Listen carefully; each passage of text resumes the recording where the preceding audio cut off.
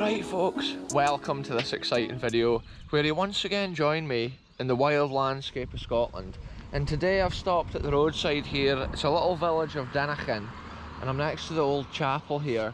And an interesting thing, I've driven past it a couple of times, like on the way to adventures and stuff. And I just thought today I would stop because this is the famous Danikin Stone. And just check it out folks. Look at the detail and the carving on this old stone here. It says the Danikin Stone is an example of the earliest type of Pictish stone, dating from the 7th century AD. The original, which was found at East Mains of Danikin in 1811, may be seen in the Methven Museum in Forfar. The Battle of Nachtenschmeer on the 20th of May 685 AD, the Picts led by Brodie, it's hard to read that name because it's actually chipped off. Looks like it says the invaded Northumbrians under King Ecgfrith, who was killed in the fighting. The Picts ambushed their enemy between Danikin, the fort of Nachten, and the moss which lies behind the church. The Northumbrians withdrew south of the Forth and North Britain became the independent realm of Scotland, folks. It's a bit clunky trying to read that because half the letters is missing, and as I'm going through I'm just piecing the words together as I read. But how interesting is that, folks? The war and the battles often, the stories these stones tell the story of, I should say. Just incredible. So there you go folks, the ancient stories that these stones tell, they lie upon the land. People drive past them every day and hardly notice them. Just think how long they've been here and what an interesting part of Scottish history it is to see them. And here we are today at Danikin, and it's just the start of the video. I'm actually just out for a drive just now, and I just was coming past this way and I thought, why not stop and just see what this stone's all about. And I'm just noticing now, the other side here, it looks like there's potentially a war memorial here. So I'll just take the car key out of the ignition here folks and we'll walk over here and take a quick look. So it is interesting when they put a little sign like that, so it gives you an idea of the history that we're witnessing. And it's quite a historical area here in Scotland. The Angus area, it was one of the thriving areas for the Picts back in the day.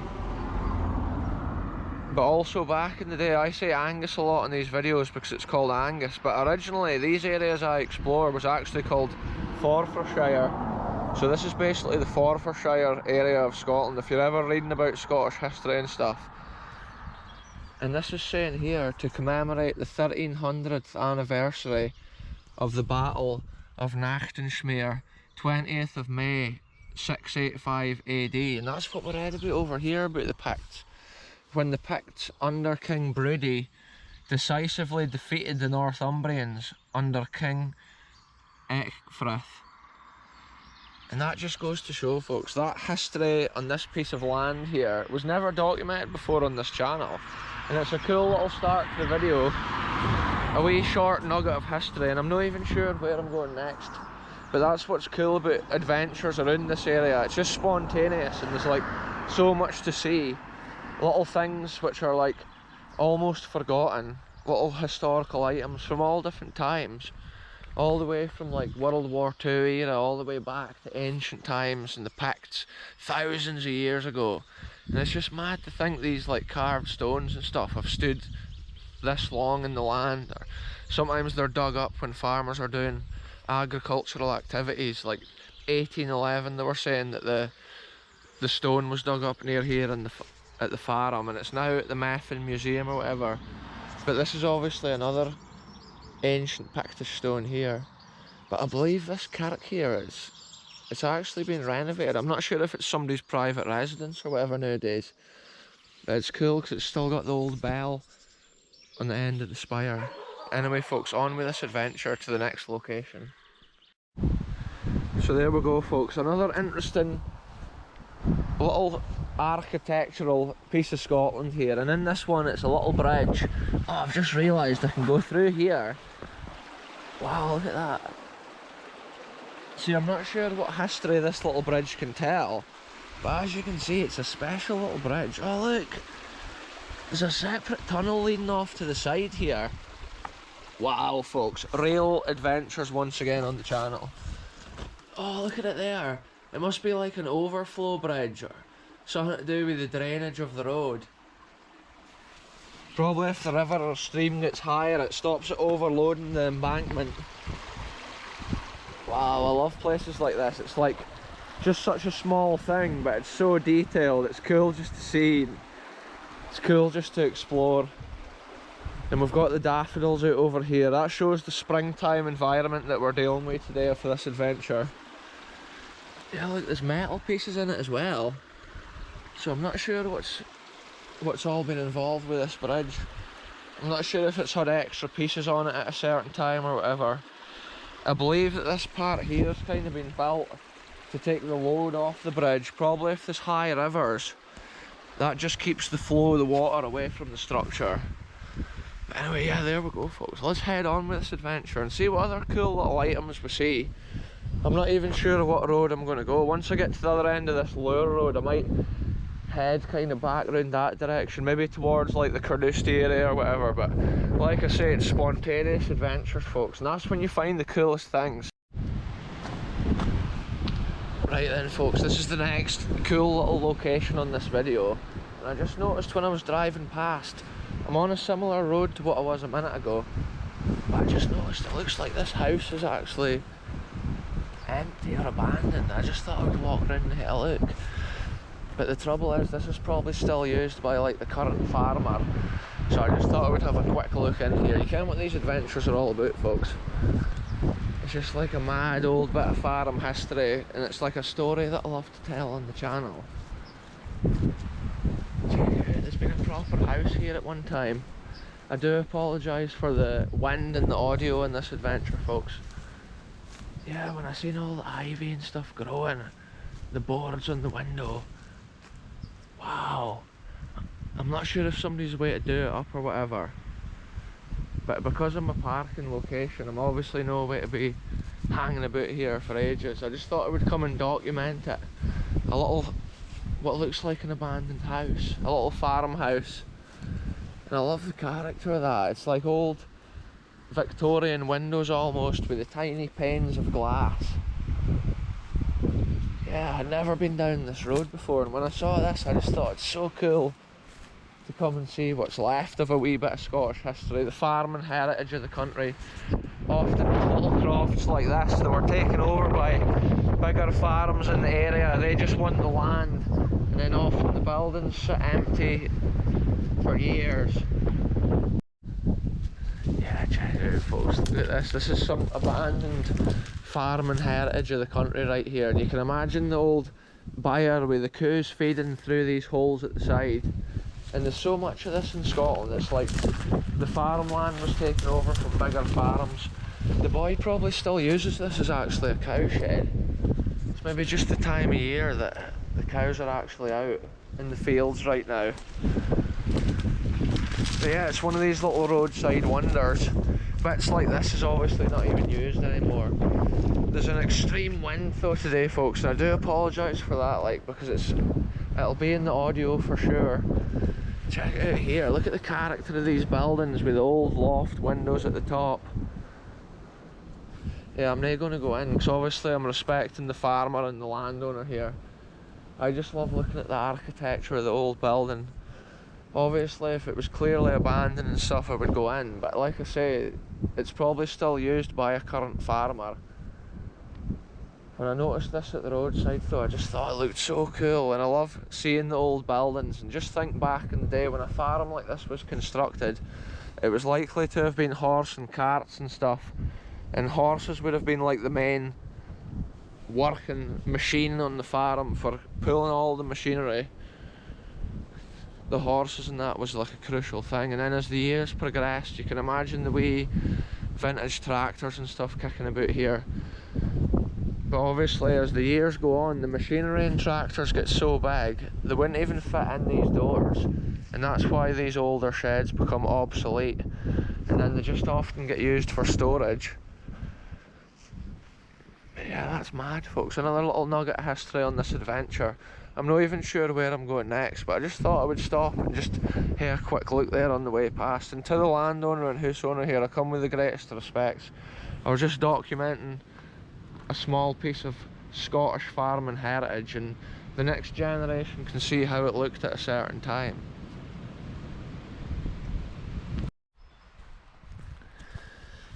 Right then, folks, this is the next location on this adventure, and we've come miles from the last place that I was in the last clip when I was at that farm and that. We've now come miles up into the wild glen, one of my favourite glens, and it's Glen Isla.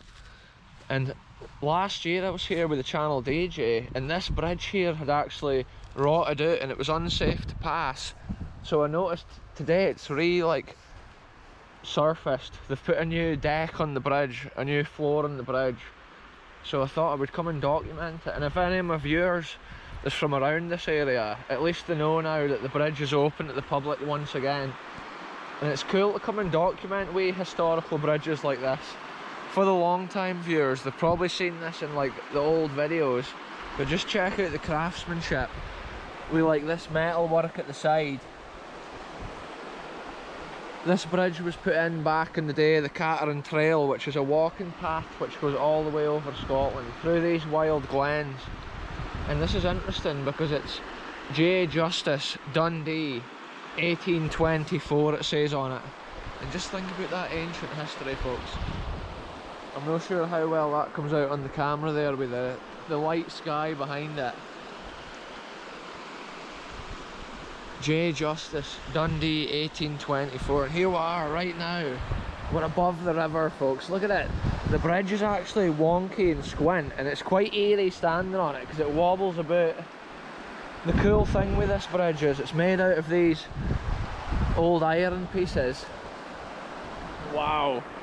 I just felt like going for a drive up the Glen, and this is the same day that you saw the last clips from, but this is actually evening now, and it's so cool in Scotland in the summer. Once it starts to get light in the afternoons and late evenings, it's so cool because there's so much more adventures to be had, and I often love just taking a trip up the Glens. And look at this little gate at the far side here. Wow.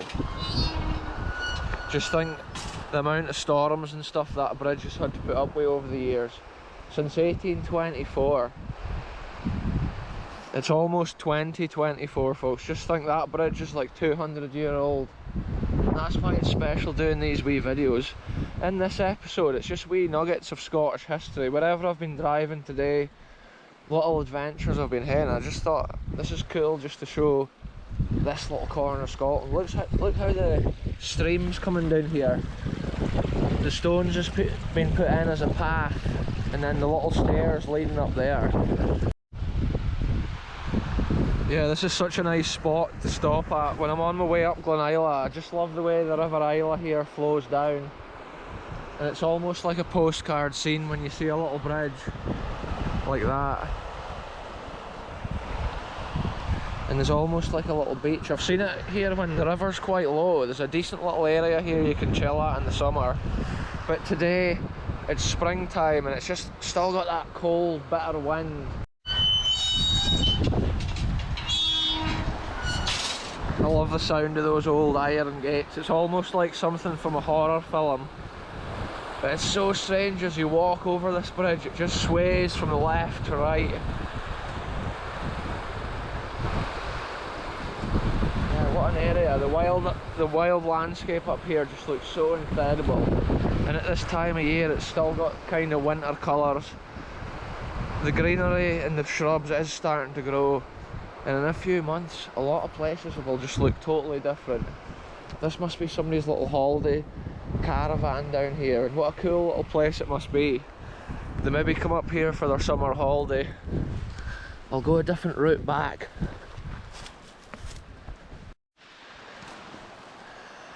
So if anybody's up in the Glen Isla area maybe even in their summer holidays. There's a cool little park area with a football pitch and that next to the Glen Isla Hall. And this is actually the field here where the Glen Isla show is held in August of each year. And I've actually taken the vintage tractor and that to the Glen Isla show before, so you can go back on the channel and see that. But the cool thing with these wee Scottish glens, it's like individual little communities. And this is kind of like one of their main community hubs here at the Glen Isla Hall. And when I lived up Glen Isla years ago, this new hall was actually built because the old hall's actually a good few miles up the glen.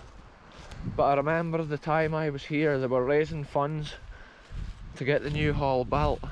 And it's so cool to see years later a thriving little glen community here. And when we were younger, we used to come up here for a kickabout and a game of football now and again. Maybe in the summer and that, or even soon, I'll have to come back up here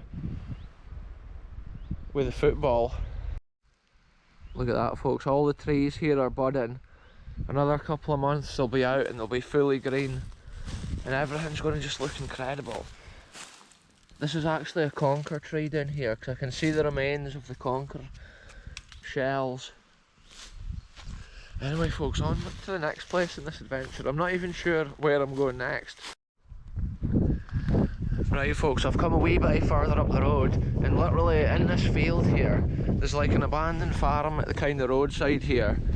And in the field, it looks like remains of what is an old lime kiln, so I'm interested to go and have a look. It looks like this is one of these kind of farms which has just been destroyed. Probably a local farmer's taken on the ground here, and this individual crop was no longer of any use. This individual croft, I should say.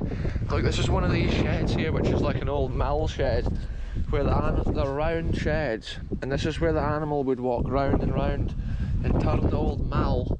Oh look, there's an old bit of equipment in there at the far side. Wow, the roof's totally fallen in. You can see the round building where it would have turned round and round, and then the shaft would go in from that through the wall and then turn a mill. Just look at this landscape up here. Glen Isla is one of my favourite Scottish glens, and I've never ever documented this piece of history, so how cool is this, folks? Look at it, it's got the characteristics of the lime kilns that we've seen in other places, even last week at Glen Isla. And look, you can see the massive stones used as like a lintel stepping down, and you have to imagine the ground around this would have been a lot lower back in the day. Probably this stone here would have been like head height or whatever. Wow, what a cool scene of history this is once again, folks. A mad like old lime kiln, and this is where they would have put the limestone, like baked it down into powder, and they spread it on the fields, but also they used it for like building things. I think they needed it as one of the ingredients for their cement and stuff back in the day. But a lot of these just got backfilled like old middens or dumps as the years progressed, because this would have been a thriving farm here long after the time of the lime kiln. So cool to have a variation of history like this. Even in this one episode we've seen so much, and just look at the way the stones is constructed here. Big stones and small stones, all from the wild land around here that would have been collected and used in the construction. Some of these stones are massive chunks of quartz, but it's all shaped. Like they've even used like pebbles and stuff like that, but the overall final shape is just so impressive. I just love to see things like this. I do apologise for the wind in this episode, but this weekend it's been extreme weather as far as the wind goes. Yeah, massive stones have been dumped into this, but like the one that we saw, the kiln that we saw at Glen Isla also featured the sloped internal walls. It must have been a narrow like heart that they had, and the heart of the furnace must have been a small circle in the middle compared to the massive size of the exterior. But that was probably so it built up such an extreme heat. In a way, up here in these glens it was likely to have gotten plenty air to draw the fire. Look at this door's just blowing in the wind, folks. I don't really want to go in though, but I can see the old machine there. Ben Reid & Co. it says. Oh, it's an old cedar, because that's the hopper for it, lying long ways. And it's all made of wood, and it would have been horse drawn. Those old machines were actually powered from the wheels turning, like would have a gear on it, and then that turned the mechanism, and then that would let the seed down through the holes, and potentially it would have been seeding these fields at an ancient time, whereas now you see a lot less wheat and barley growing up in the glens. It's mostly livestock and animals, and the reason is just modern machinery and equipment. And the fields are too small and hilly up here. But yeah, that was cool just to see that. What a mad bit of history we've seen in this adventure. I can actually see at the other side of the road old stone walls and stuff leading the way up the hill. That was probably from like the first years of agriculture here in this area. I always just love to see that. Even this shed here at the roadside, you can see it's had a wee door at one time here, which has been bricked up. So that's been cool to see what we've seen today in this video. It's been a real mix of different things, little historical wonders that we had never seen before. And yeah, I'm going to end this one here, folks. Thanks very much for watching, and I'll be back very soon with the next adventure, wherever I end up going.